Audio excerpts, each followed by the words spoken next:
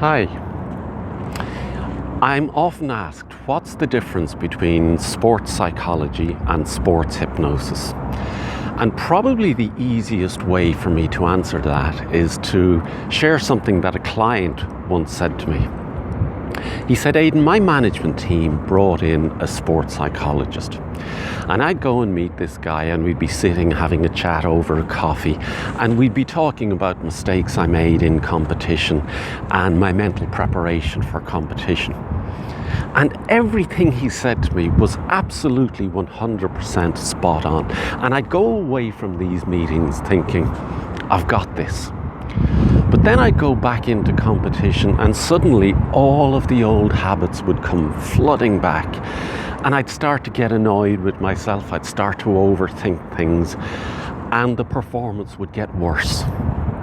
But when I started working with hypnosis, I started to trust myself going into competition. And all I had to do was focus on the game plan and trust that my talent, my hard work was going to come out in competition. And it did. And the performances started to improve.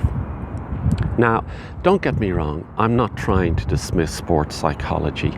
Many people have benefited hugely from sports psychology.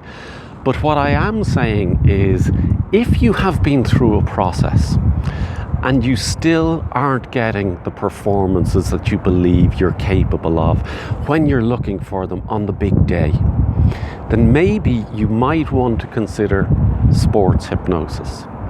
Because I spoke before in a previous video about the everyday baggage that people bring into competition with them without even knowing. And I hate giving examples, but I'll give you one. And I'm giving it to you because it's quite extreme.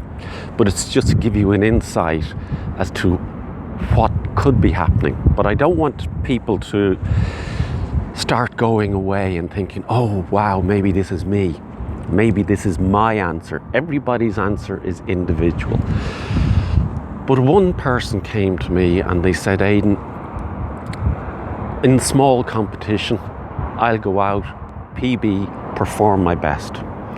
When it comes to the big day, I cannot perform. I get distracted, I get anxious, and I never perform to my best. So what we discovered during his sessions was that he had a terrifying fear of public speaking. So on the big day, when he saw cameras, when he saw reporters, when he saw journalists, he was terrified that somebody was going to ask him for an interview. He'd get anxious, he'd get distracted, and his performance would suffer.